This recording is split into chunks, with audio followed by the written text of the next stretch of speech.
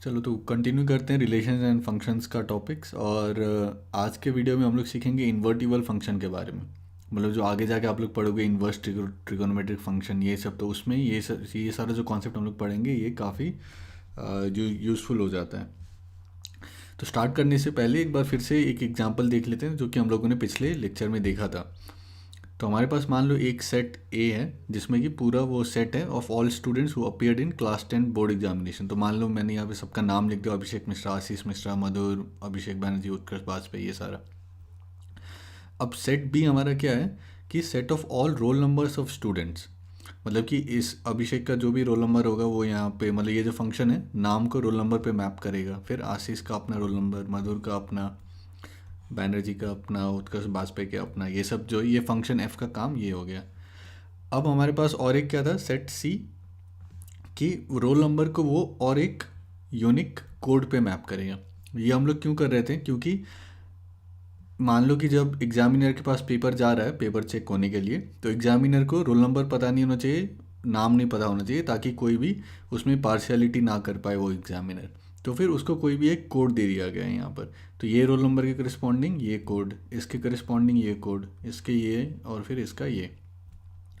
तो अब next task क्या है कि एग्जामिनर ने मान लो कि आपको पेपर चेक किया और फिर सबका मार्क्स यहाँ पर दे दिया कुछ कुछ, कि ये कोड का ये मार्क्स, इसका ये मार्क्स, इसका ये मार्क्स। तो अब हम लोग को क्या करना है लास्ट में, कि ये जो कोड है इससे फिर से हम लोग को पहले क्या फिगर आउट करना पड़ेगा कि कौन सा रोल नंबर था, फिर वहाँ से कौन सा नाम था, मतलब कि ये कोड के करस्पॉन्डिंग कौन सा नाम था। फिर जो भी आपका मार्क्स आया उसको आप लोग ये नाम के अलोंग आप लोग डाल सकते हो, है ना। तो बात समझ में आ रही है। अब हम लोग क्या कर रहे हैं, अब हम लोग इन्वर्स जा रहे हैं। मतलब कि पहले हम लोग आगे गए कि ये नाम को रोल नंबर पे दिया, रोल नंबर को एक यूनिक कोड पे दिया। अब हम लोग ने क्या किया, एग्जामिनर ने पेपर चेक कर लिया, कुछ मार्क्स दे दिया सबको। अब हम लोग को देखना है कि कौन सा कोड के करस्पॉन्डिंग कौन सा बच्चा है। तो फिर हम लोग यहाँ पर इन्वर्स जाएंगे। तो पहले ये कोड से हम लोग रोल नंबर पे जाएंगे, फिर ये रोल नंबर से हम लोग उसके नाम पे जाएंगे, बच्चे के नाम पे। तो फिर फाइनली यहाँ पर जो भी मार्क्स दिया रहेगा वो हम लोग नाम के अलॉन्ग कह सकते हैं कि ये बच्चे को इतना मिला, इसको इतना मिला, एंड सो ऑन। तो इसमें आप लोग क्या ऑब्जर्व कर सकते हो कि while composing f and g to get g not f, first g f and then g was applied. तो जब हम लोग कॉम्पोजिट फंक्शन बना रहे थे तब हम लोगों ने क्या किया, पहले फंक्शन एफ अप्लाई किया, फिर यहाँ पर जो भी आया उसके ऊपर हम लोगों ने फंक्शन जी को अप्लाई किया, है ना। तो हमारे पास जी नॉट एफ, तो जी नॉट एफ में क्या करते हैं, पहले एफ अप्लाई करते हैं, फिर उसके बाद आप लोग जी अप्लाई करते हो उस एफ ऑफ एक्स पे, है ना। अब जो हम लोग रिवर्स कर रहे हैं, तो रिवर्स में हम लोग क्या करेंगे, पहले हम लोग ये जी से रिवर्स जाएंगे, है ना, फिर उसके बाद एफ में रिवर्स जाएंगे। while in the reverse process of the composite g not f, first the reverse process of g is applied। तो पहले ये जो फंक्शन g था इसका रिवर्स हम लोगों ने किया, फिर उसके बाद ये जो फंक्शन f था उसका हम लोगों ने रिवर्स किया। तो ये अंतर होता है थोड़ा। अब कुछ और एग्जाम्पल देखते हैं, फिर उसके बाद फॉर्मली इसको डिफाइन करेंगे। तो ये एग्जाम्पल में क्या क्या कह रहा है कि let f be a function mapping from this set to this set.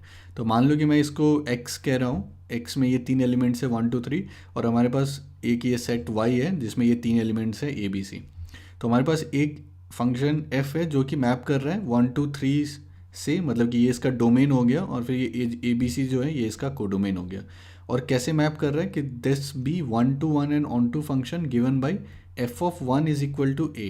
तो एफ ऑफ 1 जो है वो a है, एफ ऑफ 2 जो है वो b है, एफ ऑफ 3 जो है वो c है। मतलब 1 को ये a पे मैप कर रहा है, 2 को b पे, 3 को c पे। तो ऑब्वियसली ये 1 to 1 एंड ऑन टू है। 1 to 1 का मतलब क्या, कि यहाँ पर जितने भी डिस्टिंक्ट एलिमेंट्स है सबका अपना डिस्टिंक्ट यहाँ पर इमेज होना चाहिए, है ना। तो कोई भी दो एलिमेंट्स यहाँ पर जो है सेम इमेज नहीं होना चाहिए। तो ये 1 to 1 हो गया। फिर उसके बाद ऑन टू का मतलब क्या था, कि यहाँ जो कोडोमेन है और रेंज जो है वो सेम होना चाहिए। तो कोडोमेन भी यही है, रेंज भी यही है। और दूसरे भाषा में क्या कहना है कि ये सेट वाई में जितने भी एलिमेंट्स है सबका कम, मतलब यहाँ पर प्री इमेज होना चाहिए। मतलब कोई भी एलिमेंट ऐसा नहीं होना चाहिए जिसका कि प्री इमेज नहीं है। तो ये हमारा एफ के बारे में दिया गया।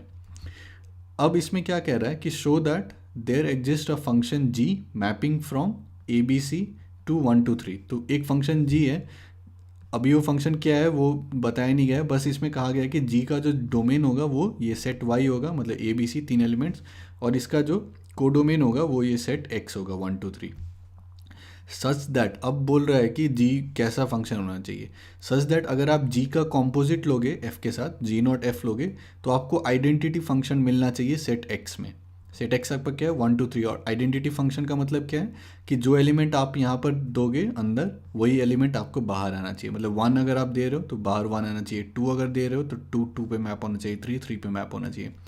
तो जी जो है वो कुछ इस टाइप से होना चाहिए फंक्शन कि अगर आप जी नॉट एफ लेते हो तो फिर आपको एक आइडेंटिटी फंक्शन मिलना चाहिए ये सेट एक्स पर, ठीक है।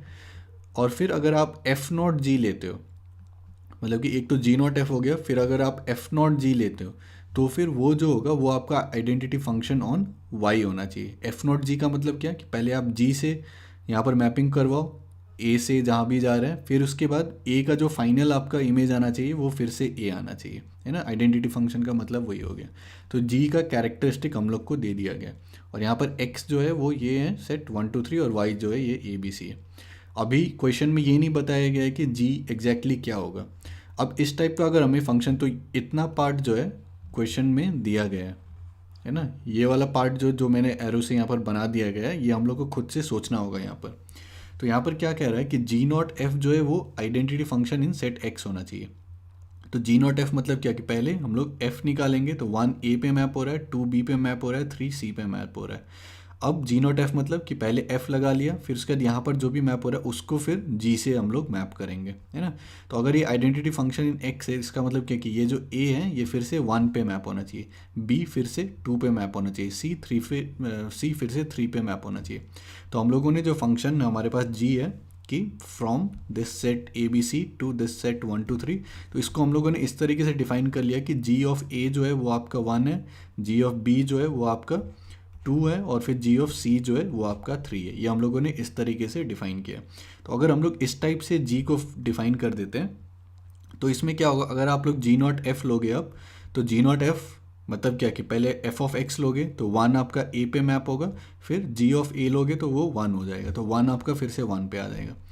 2 पहले मैप होगा, मतलब एफ ऑफ 2 आपका बी आ जाएगा, फिर जी ऑफ बी आपका यहाँ पर फिर से 2 आ जाएगा, फिर 3 आपका फिर से 3 पे मैप हो जाएगा। तो जी नॉट एफ आपका क्या हो गया, आइडेंटिटी फंक्शन ऑन एक्स। अगर एफ नॉट जी लेते हो तो एफ नॉट जी का मतलब क्या कि पहले आप लोग जी लगाओगे, है ना। तो ए 1 पे मैप होगा, बी 2 पे, सी 3 पे, और फिर उसके बाद फिर यहाँ पर आप लोग f लगाओगे, है ना, फंक्शन f लगाओगे। तो फंक्शन f लगाओगे तो 1 को वो a पे मैप करेगा, फिर 2 को b पे, और फिर 3 को c पे। ये वाला पार्ट खुद से सोचिएगा। तो f नॉट जी क्या होगा, ये भी आपका आइडेंटिटी फंक्शन हो गया सेट y के लिए, है ना। तो ये काफ़ी इम्पॉर्टेंट एग्जाम्पल है।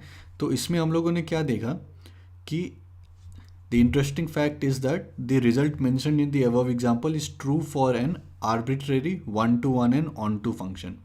तो इसका मतलब क्या है कि अगर हमारे पास एक फंक्शन है f mapping from set x to set y, ये हमारे पास मान लो फंक्शन f है जिसमें कि ये 1 to 1 है, मतलब एक एलिमेंट को ये डिस्टिंक्ट यहाँ पर इमेज है, मतलब सबका अपना अपना डिस्टिंक्ट है, ठीक है। और यहाँ पर जितने भी एलिमेंट्स हैं उसका कोई ना कोई प्री इमेज है, मतलब कोडोमेन और रेंज जो है वो सेम है।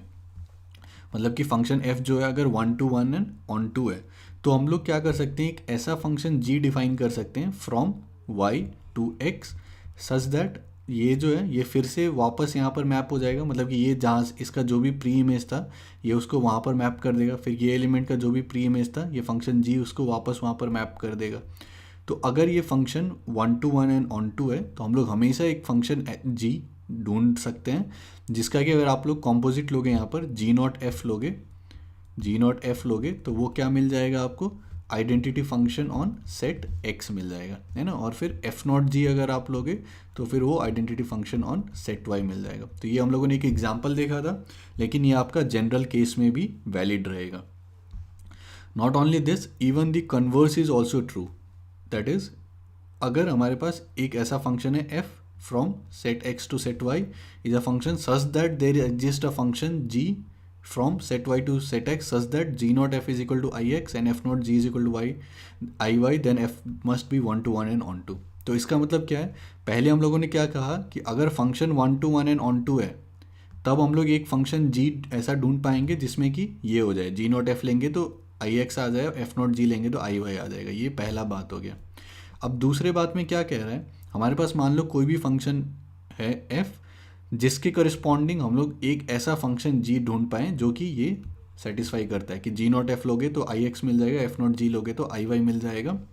तो फिर अगर ऐसा फंक्शन g हम लोग ढूंढ पाते हैं उस f के लिए, तो फिर ये जो फंक्शन आपका f होगा वो आपका 1 to 1 एंड ऑन टू होगा। ठीक है, तो ये दो अलग अलग बात हम लोग कह रहे हैं। पहले हम लोग कह रहे हैं अगर function f 1 to 1 and onto है तो फिर हम लोग ऐसा फंक्शन g ढूंढ सकते हैं जो ये सेटिस्फाई करेगा।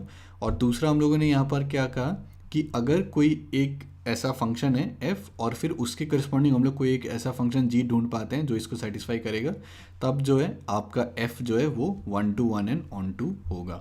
ठीक है, अब इसी चीज़ को फॉर्मल हम लोग डेफिनेशन की तरह कहते हैं। तो डेफिनेशन क्या है कि a function f mapping from set x to set y, तो मान लो हमारा सेट x है, सेट y है और कोई एक फंक्शन f है जो कि मैपिंग कर रहा है, is defined to be invertible.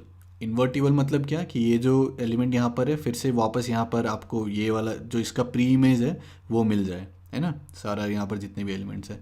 Is defined to be invertible if there exist a function g mapping from y to x। मतलब क्या हो गया कि यहाँ पर आपको एक फंक्शन g है जो कि सेट y को फिर से सेट x पे मैप कर रहा है, such that g not f is equal to I x. मतलब कि अगर यहाँ पर आप पहले x है फिर f ऑफ x लोगे फिर g of f of x लोगे, तो यहाँ पर जो भी एलिमेंट था ये फिर से आपको सेम एलिमेंट मिल जाएगा।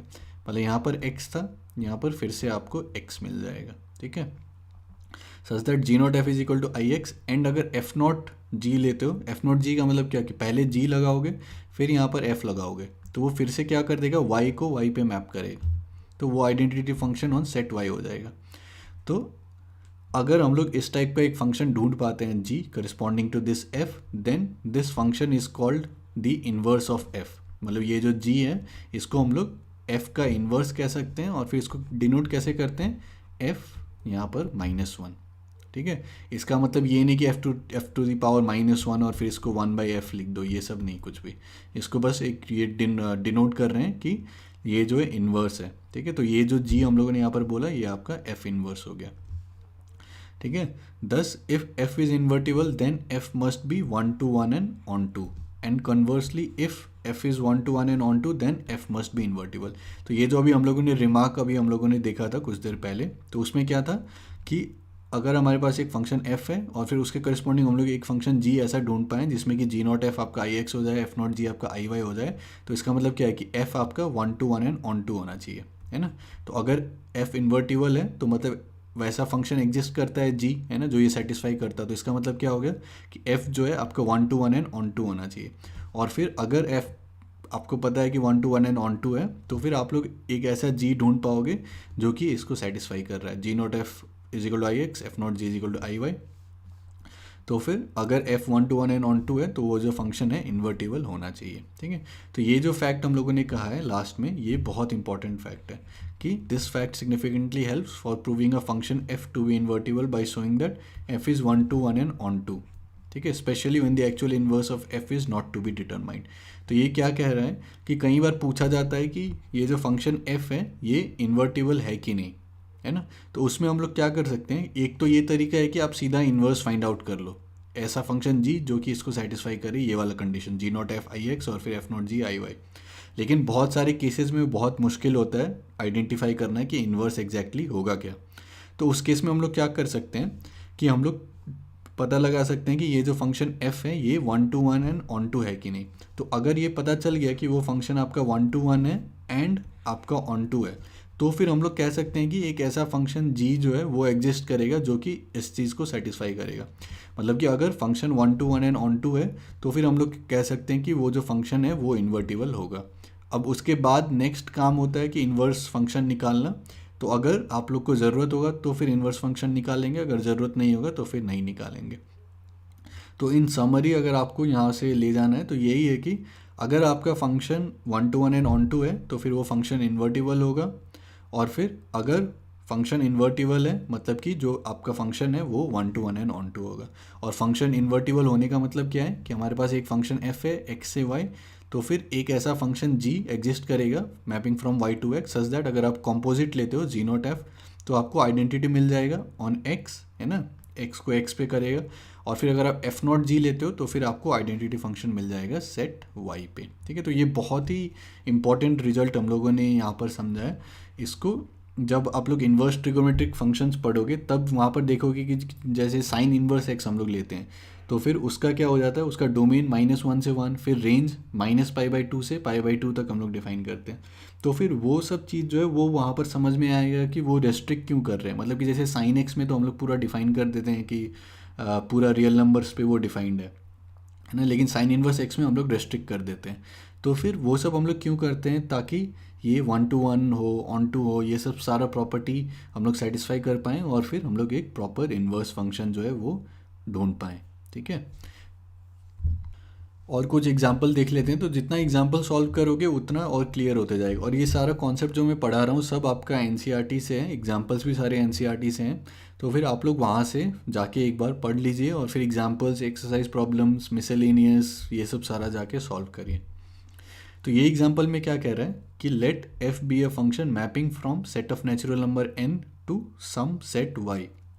तो ये सब बहुत इंपॉर्टेंट होता है कि फंक्शन कैसे डिफाइंड है, मतलब उसका डोमेन क्या है, को डोमेन क्या है, फिर रेंज क्या है, ये सब सारा इंपॉर्टेंट होता है। तो एक फंक्शन है जो कि set of natural number n से y पर मैप कर रहा है। अब ये y क्या है देखते हैं थोड़ी देर में। That this be a function defined as f x is equal to 4x+3। तो ये दे दिया गया कि अगर इसमें इनपुट हम लोग x डालेंगे तो फिर वो उसको मैप कर देगा 4x+3 पे। वेयर ये जो y है हमारा कोडोमेन यहाँ पर y, वो कैसे डिफाइंड है कि y is equal to y belongs to natural number such that y is equal to 4x+3 for some x belongs to natural number. तो इसका मतलब क्या हो गया कि ये जो सेट y है इसमें क्या क्या एलिमेंट्स आएंगे, x नेचुरल नंबर होना चाहिए, मतलब 1 अगर डालोगे तो 7 मिलेगा तो 7 आ जाएगा, फिर 2 डालोगे तो 11 मिलेगा, 3 डालोगे तो 15 मिलेगा, एंड सो ऑन। तो ये जो आपका सेट है ये आपका कोडोमेन है ना, ये इस तरीके से डिफाइंड है। तो अब इसमें अब क्या कह रहा है कि show that f is invertible and find the inverse. तो पहले हम लोगों को दिखाना है कि इन्वर्टिबल है। तो ये इन्वर्टिबल दिखाने का क्या तरीका होता है, एक तो पहले अगर फंक्शन हम लोगों ने दिखा दिया कि ये 1 to 1 एंड ऑन टू है तो फिर वहीं से हम लोग कह सकते हैं since this function is 1 to 1 and onto, तो फिर ये फंक्शन जो है इन्वर्टिबल भी होना चाहिए। और दूसरा क्या है कि आप एक्चुअल में उसका जाके इन्वर्स ढूंढ लो g, जिसका कि आप g0f लोगे तो in मिलना चाहिए यहाँ पर, और फिर अगर f0g लोगे तो फिर iy मिलना चाहिए। तो देखते हैं ये फंक्शन को थोड़ा सा प्लॉट करते हैं। तो मान लो ये x एक्सिस है, ये y एक्सिस है, हमारा डोमेन यहाँ पर क्या है, ये सारा नेचुरल नंबर है ना। तो 1 2 3 4 5 6 7 सो ऑन, ये हमारा डोमेन हो गया। तो अब ये फंक्शन क्या कर रहा है कि अगर इसमें हम लोग 1 डालेंगे तो क्या निकलेगा बाहर 7। तो 1 कहाँ पर चला जाएगा 7 पे, 2 कहाँ पे जाएगा 11 पे, 3 जाएगा 15 पे, 4 जाएगा आपका 19 पे, है ना। यहाँ पर डालते जाएंगे तो फिर ये मिलते जाएगा। तो सबसे पहले चेक करते हैं 1 to 1 है कि नहीं। तो 1 to 1 का मतलब क्या कि ये 1 एक पे मैप हो रहा है, 2 अलग पे, है ना, मतलब कि डिस्टिंक्ट एलिमेंट्स यहाँ पर डिस्टिंक्ट इमेज है। तो अगर हम लोग f of x1 is equal to f of x2 करते हैं तो इसका मतलब क्या होना चाहिए कि x1 should be equal to x2। तो यहाँ पर क्या आ जाएगा 4x1 + 3, this should be equal to 4x2 + 3, है ना। तो यहाँ से 3 और 3 कैंसिल होगा, फिर आपका 4 और 4 आप कैंसिल कर सकते हो, तो यहाँ से क्या आ जाएगा x1 is equal to x2। तो इसका मतलब क्या हो गया कि ये जो फंक्शन है ये आपका 1 to 1 है ना। ये हम लोग डायरेक्टली यहाँ से कह सकते हैं लॉजिकली, या फिर अगर पूरा फॉर्मली लिखना है तो इस टाइप से हम लोग दिखा सकते हैं। अब ऑन टू का मतलब क्या हो गया कि कोडोमेन और रेंज जो है वो सेम होना चाहिए। तो इसका रेंज क्या हो जाएगा, रेंज यही होगा कि 1 के लिए आपको 7 आ रहा है, 2 के लिए 11 आ रहा है, 3 के लिए 15 आ रहा है, 4 के लिए 19 आ रहा है। तो रेंज मतलब ये सारा कलेक्शन हो जाएगा, मतलब 7 11 15 19 है ना, ये सब सारा। तो रेंज ये हो जाएगा। और सिंस हम लोगों ने यहाँ पर कोडोमेन को भी वही डिफाइन किया है तो फिर रेंज और कोडोमेन जो है वो सेम हो जाएगा। अब देखो अगर मैं फंक्शन यहाँ पर इस तरीके से डिफाइन करता, let f be a function from mapping from n to n, है ना। यहाँ पर अगर y की जगह n होता तो फिर यहाँ पर जितने भी और नेचुरल नंबर्स हैं, मतलब मान लो 1 2 3 जितने भी ले रहे, तो इसके करस्पॉन्डिंग कोई भी प्री इमेज आपको नहीं मिलता। तो जो फंक्शन है आपका वो ऑन टू नहीं होता, ठीक है। तो इसीलिए यहाँ पर इस तरीके से डिफाइन किया गया कि कोडोमेन और रेंज जो है वो सेम हो जाए, ठीक है। तो 1 to 1 हो गया, ऑन टू हो गया, तो इसका मतलब हम लोग कह सकते हैं कि f जो है इन्वर्टिबल है। अब इसी को देखते हैं फॉर्मली हम लोग कैसे कहते हैं। तो मान लो कोई भी एक एलिमेंट हम लोग यहाँ पर ले रहे हैं ऑफ y, है ना, कोई भी स्मॉल y यहाँ पर लेते हैं। तो by the definition of y, set y कि y is equal to 4x + 3, y is equal to 4x + 3 for some x in the domain, this shows that x is equal to y minus 3/4। तो इसका मतलब क्या हो गया कि अगर आप कोई भी एक एलिमेंट y लेते हो तो उसके करस्पॉन्डिंग अगर आपको प्री इमेज निकालना है तो आपको क्या करना पड़ेगा, y माइनस 3/4 है ना। 7 माइनस 3/4 मतलब 1, 11 माइनस 3/4 मतलब 2, 15 माइनस 3/4 तो 12/4 आपका 3 है ना। तो इस टाइप से जो है मतलब हर एलिमेंट जो भी आप y है यहाँ पर आपके कोडोमेन में या फिर रेंज में, तो उसके करस्पॉन्डिंग जो है आप उसका प्री इमेज निकाल सकते हो। प्री इमेज कैसे निकालना है कि उसको सब्ट्रैक्ट कर दो 3 से और फिर डिवाइड कर दो 4 से।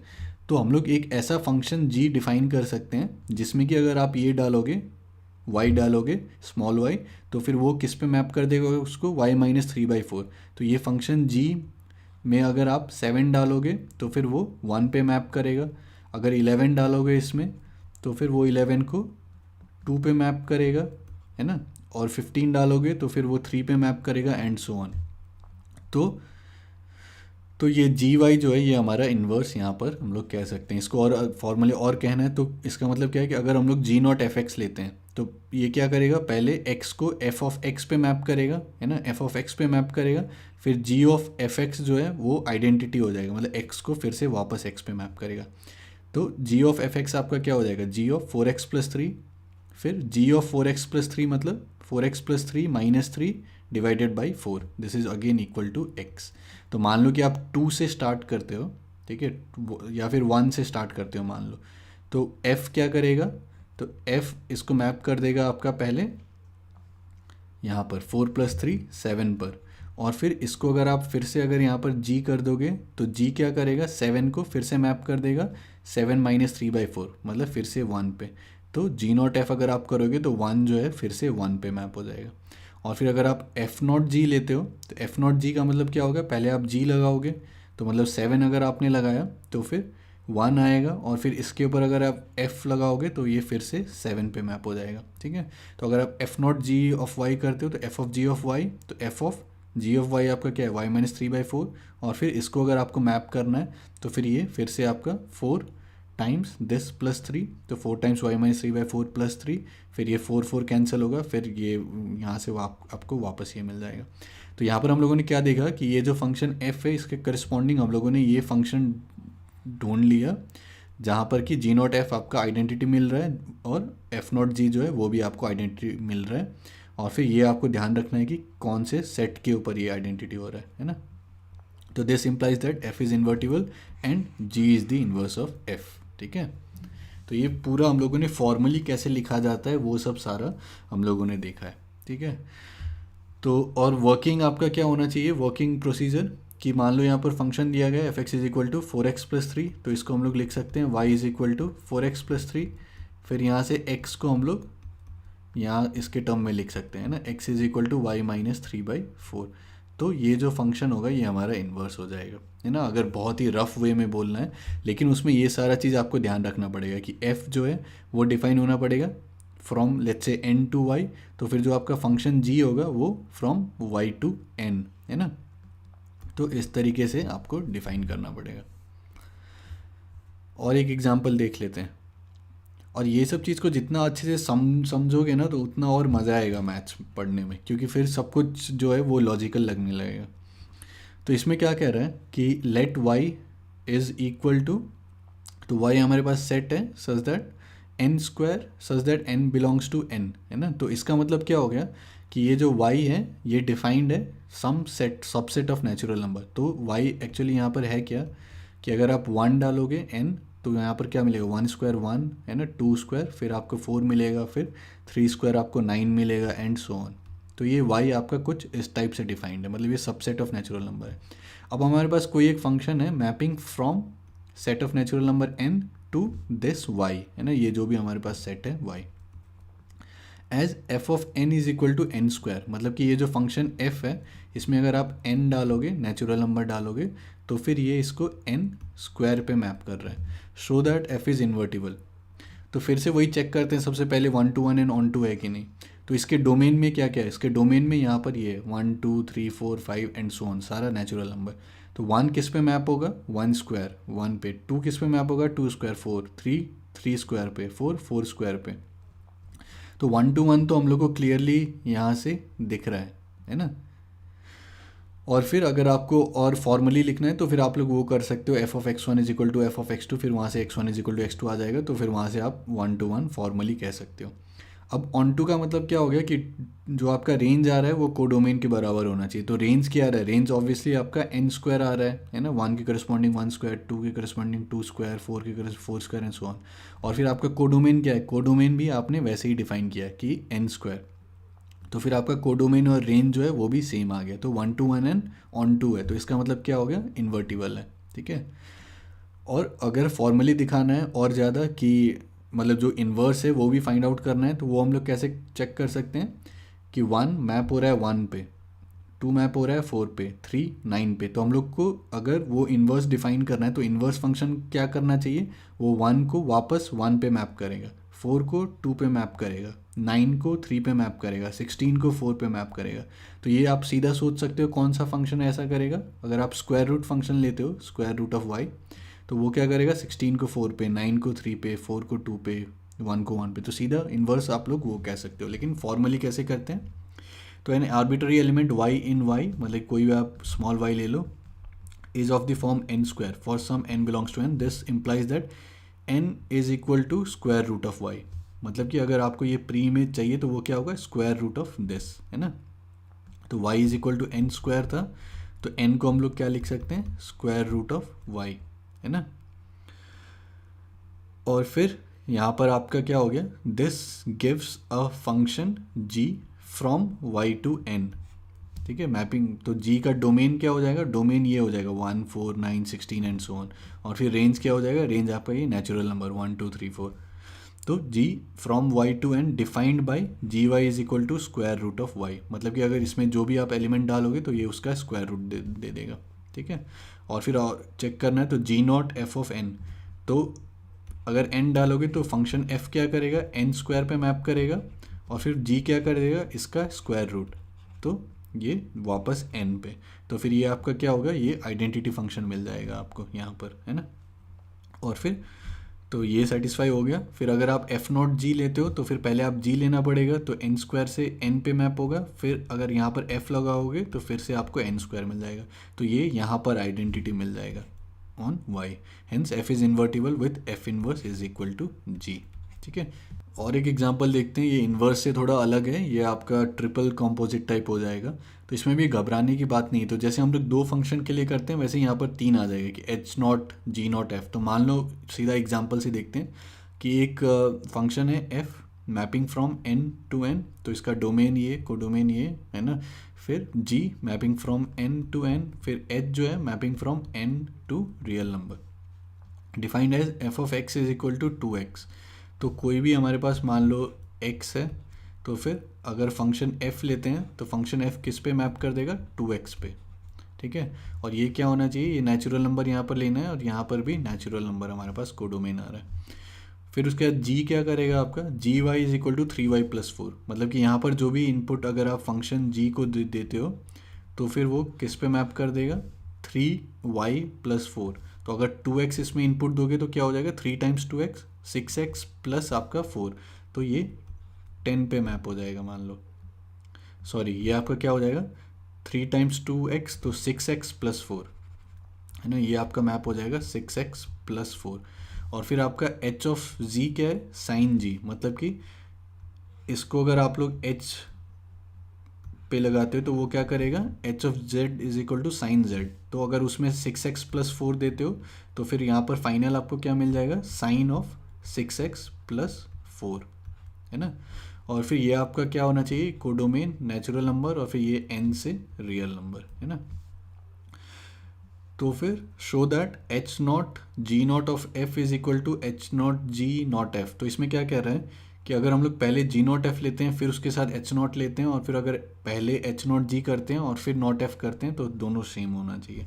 तो देखते हैं, तो h not g not f of x, तो इसका मतलब क्या है कि g not f of x पहले लेना है, तो उसका मतलब क्या हो जाएगा, g of f of x, फिर उसके बाद एच, तो फिर h of g of f of x आपका क्या हो जाएगा, 2x, तो फिर 2x, और फिर 2x आप जी ऑफ 2x लोगे तो क्या हो जाएगा, 3 टाइम्स 2x प्लस 4, तो 6x प्लस 4, और फिर h ऑफ वो लोगे तो फिर आपको साइन ऑफ 6x प्लस 4। तो ये आपका हो गया h not g not f f. अब यहाँ पर क्या है कि अगर आप लोग h not g not f x, मतलब कि एच नॉट जी फिर यहाँ पर एफ ऑफ एक्स, तो फिर h not g of to x, तो इसका मतलब क्या हो जाए h of g of to x, तो एच ऑफ फिर से आपको सेम चीज़ मिल जाएगा। तो एसेंशियली इससे क्या है कि h not g not f is equal to h not g not f, है ना। The result is true in general situation as well. तो अगर आपको तीन फंक्शन मिल जाए तो फिर घबराना नहीं है, बस आप लोग साइमल्टेनियस जैसे हम लोगों ने किया है वैसे ही लगाते जाओ। तो ये जनरल हम लोगों ने यहाँ पर लिख दिया कि f मान लो कोई एक फंक्शन है फ्रॉम सेट x से सेट y पे मैप कर रहा है, ये फंक्शन f है, और फिर तो ये क्या करेगा x को f ऑफ x पे मैप करेगा, है ना। फिर मान लो कोई एक फंक्शन है g from y to z, ठीक है, फ्रॉम y टू z, तो ये क्या कर देगा g f ऑफ x को मैप कर देगा g of f of x पे, ठीक है। फिर मान लो एक तीसरा फंक्शन है h, तो वो क्या कर देगा आपका g h क्या है आपका z से s पे, तो वो क्या कर देगा कि h of g of f of x, है ना, h of g of f of x, ठीक है। तो इसी तरीके से हम लोग ट्रिपल कॉम्पोजिट भी निकाल सकते हैं। और लास्ट में मैं और एक थ्योरम ऐसे ही बोल देता हूँ, इसको मैं फॉर्मली इसका प्रूफ में नहीं जाऊँगा, लेकिन अगर आप लोग इंटरेस्टेड हो तो एनसीईआरटी में देख सकते हो। तो इसका ये क्या कह रहा है कि एक फंक्शन f है, सेट x से सेट y पे मैप कर रहा है, ये हमारा फंक्शन f है मान लो, सेट x से सेट y। फिर हमारे पास फंक्शन g है जो कि यहाँ पर y से z पे मैप कर रहा है, ये फंक्शन g है। तो बी टू इन्वर्टिबल फंक्शन, मतलब कि ये जो f है ये भी इन्वर्टिबल है, ये जो फंक्शन g है ये भी इन्वर्टिबल है। देन जी नॉट एफ, अगर आप जी नॉट एफ लेते हो तो फिर ये जो जी नॉट एफ होगा वो भी आपका इन्वर्टिबल होगा, और फिर उसका जो इन्वर्स होगा जी नॉट एफ इन्वर्स वो हो जाएगा f inverse not g inverse, ठीक है। इसका मैं फॉर्मल प्रूफ में नहीं जा रहा हूँ, तो इस ये बस कहना ये चाह रहा है अगर हमारे पास एक फंक्शन f है जो कि इन्वर्टिबल है, दूसरा फंक्शन g है वो भी इन्वर्टिबल है, तो ये जो कॉम्पोजिट फंक्शन लोगे जी नॉट एफ वो भी इन्वर्टिबल होगा, और फिर उसका इन्वर्स क्या होगा f inverse not g inverse, मतलब कि दोनों का इन्वर्स का अगर कॉम्पोजिट लेते हो तो फिर उसके बराबर हो जाएगा वो, ठीक है। तो इसके डिटेल में मैं नहीं जा रहा हूँ, लेकिन अगर आप लोग को जाना है प्रूफ में तो यहाँ भी देख सकते हो, या फिर आप लोग एनसीईआरटी में देख सकते हो, और फिर और प्रॉब्लम्स जाके जो है आप लोग सॉल्व कर सकते हो। तो ये चैप्टर को यहीं तक रखते हैं। अब एनसीईआरटी में आप लोग और बाइनरी ऑपरेशन भी आप लोग को मिल सकता है, लेकिन वो आप लोगों के सिलेबस से हटा दिया गया है 2020 के सिलेबस से, तो फिर उसको उतना डिटेल में कवर हम लोग नहीं करेंगे यहाँ पर, ठीक है। अब इसके बाद आप लोग का काम क्या है, इसके बाद आप लोग का काम है कि जितना एग्जाम्पल प्रॉब्लम्स है एनसीईआरटी में वो सारा सॉल्व कीजिए, जितना मिसेलिनियस एग्जाम्पल है वो सारा सॉल्व कीजिए, जितना एक्सरसाइज प्रॉब्लम है मिसेलिनियस एक्सरसाइज वो सारा सॉल्व कीजिए, फिर एनसीईआरटी एग्जाम्पलर में जितना है वो सारा सॉल्व कीजिए। फिर बोर्ड्स का टारगेट है तो फिर प्रीवियस ईयर बोर्ड्स का सॉल्व कीजिए। फिर मेंस के लिए थोड़ा और आप लोग को कॉन्सेप्ट सीखना पड़ेगा, और फिर प्रीवियस ईयर मेंस भी कर सकते हो, ठीक है। लेकिन ये सब बहुत इंपॉर्टेंट कॉन्सेप्ट्स है, ये सब सारा डोमेन, कोडोमेन, रेंज, है ना, कॉम्पोजिट फंक्शंस, ये सब बहुत ही इम्पॉर्टेंट कॉन्सेप्ट्स हैं। और फिर ये सब बच्चे क्या करते हैं उतना अच्छे से समझते नहीं हैं, और फिर बस दूर भागते रहते हैं। तो फिर जितना दूर भागोगे कोई भी चीज़ से तो वो चीज़ उतना पीछा करेगा। और फिर स्पेशली फंक्शंस जो है, मतलब पूरा आपका मैथमेटिक्स जो है फंक्शंस पर बेस्ड है, पूरा कैलकुलस जो है वो आपका फंक्शंस पर बेस्ड है। तो कैलकुलस में होता क्या है कि कोई क्वेश्चंस अगर अच्छा सेट करना है ना, थोड़ा सा ट्रिकी, या फिर बच्चे का कॉन्सेप्ट आपको चेक करना है, तो फिर आप डोमेन कहीं पर चेंज कर दो, हल्का सा रेंज चेंज कर दो, कोई एक नया फंक्शन दे दो, तो या फिर अलग अलग कॉम्बिनेशन लगा दो फंक्शंस का, तो उससे जो है जो एग्जामिनर है उसके पास काफ़ी वेरिएबिलिटी है कि वो किस टाइप का क्वेश्चन सेट कर पाए कैलकुलस में। तो इसीलिए ये सारा कॉन्सेप्ट बहुत ही फंडामेंटल है मैथमेटिक्स के लिए, तो अच्छे से सारा देख लीजिए, और फिर जो एक्सरसाइज प्रॉब्लम्स है वो सारा आप लोग सॉल्व कीजिए, और फिर कोई भी डाउट्स होता है तो कमेंट्स में लिख सकते हैं, ठीक है। तो इसके साथ बहुत बहुत धन्यवाद, और फिर मिलते हैं अगले वीडियो में।